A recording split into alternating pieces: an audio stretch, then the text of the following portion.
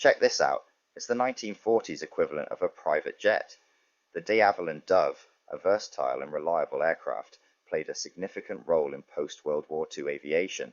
Its all-metal construction and retractable landing gear set it apart from its predecessor, the Dragon Rapide.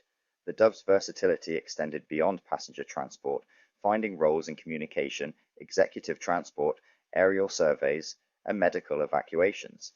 Despite the emergence of newer aircraft, the Dove's robust design and adaptability remain a testament to its enduring legacy in aviation history. So what do you think? Reckon this aircraft would have been comfortable to fly in?